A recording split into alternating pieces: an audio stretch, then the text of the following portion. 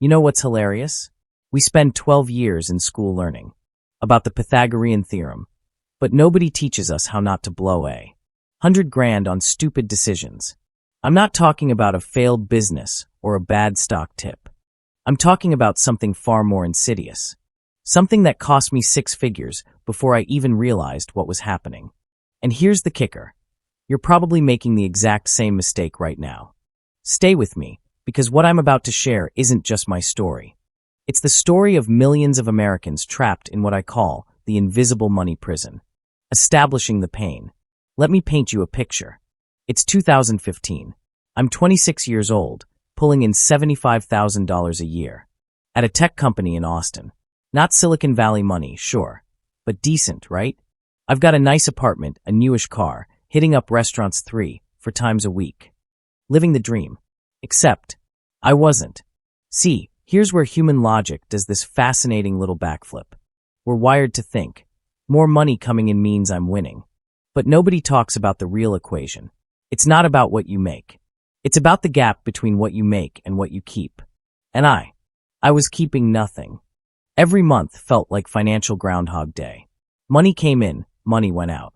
$75,000 a year, and I was living paycheck to paycheck. Like I was making minimum wage. The crazy part? I didn't feel broke. That's the trap, right there. The shocking realization. Fast forward to 2023. I'm sitting in a financial advisor's office. Finally. And she shows me this calculation that makes my stomach drop. If you'd invested just $500 a month starting in 2015, she says way too casually, with average market returns, you'd have about $107,000 right now. I actually laughed. That horrible, hollow laugh you do. When something's so painful you can't process it any other way. $107,000. You know where my $500 a month went? Coffee subscriptions I forgot to cancel. Streaming services I didn't watch. Uber Eats because cooking felt like too much effort. A gym membership I used maybe twice a month. But here's where it gets really interesting. I wasn't financially illiterate. I had a college degree. I could explain compound interest. I'd even read articles about investing. So why didn't I do it? Because knowing and doing are separated by the Grand Canyon of human psychology. And our brains are really good at building bridges over the wrong canyons. The invisible money prison's operating system. And then I discovered the real culprit. It wasn't laziness or even stupidity. It was an invisible self-deception machine running in the background of my own mind. And it was powered by 3 core mechanisms. Mechanism number 1, the tomorrow illusion. My brain was always whispering, I'll start when I make $100,000. Sound familiar? But do you know what happens to most people when they finally hit that salary? A 2023 Federal Reserve study found that 63% of Americans earning over $100,000 a year are still living paycheck to paycheck. Why? The lifestyle inflation trap, a nicer apartment, a premium car, fancier dinners. Your income goes up, but your financial gap never actually closes.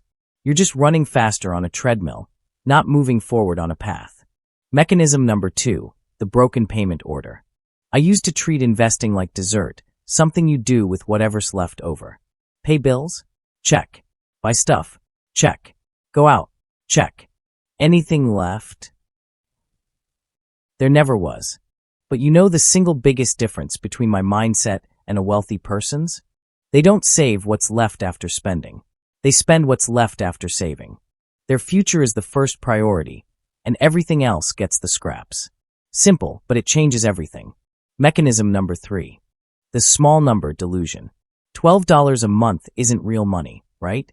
It's a latte and a half. But look, $12 a month is $144 a year. Over a decade, $1,440. And that's with zero growth. And here's the punchline.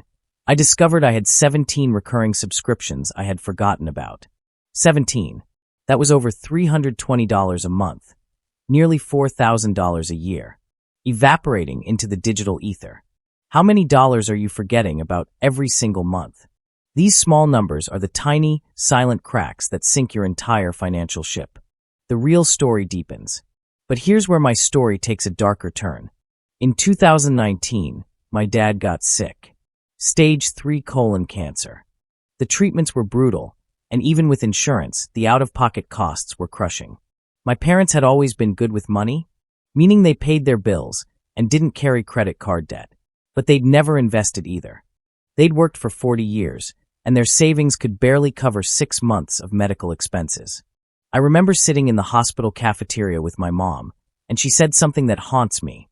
"We always thought there'd be time to figure out the money stuff later." Later.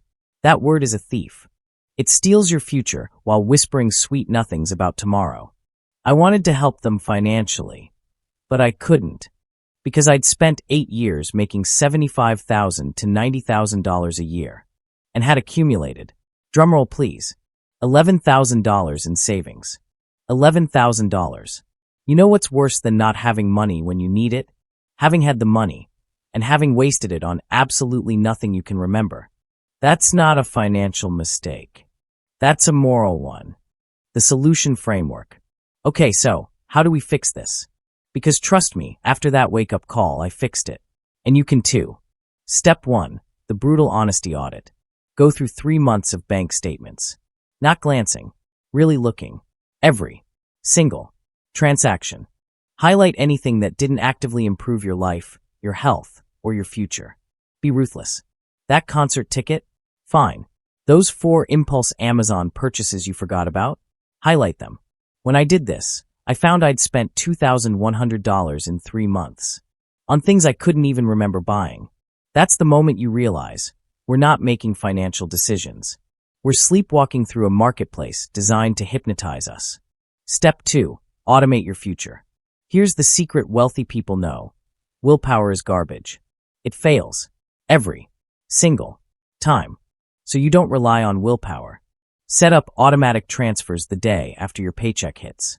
Not at the end of the month. At the beginning. Pay your future self first. Start with whatever you can. 5% of your income, 10%, 15%. The number matters less than the consistency. I started with just $400 a month in 2023. You know what that's grown to in less than 2 years? Almost $14,000. Not life-changing yet, but it's growing. And more importantly, I don't miss it. That's the magic. Your lifestyle adjusts around what's left over. Always has, always will.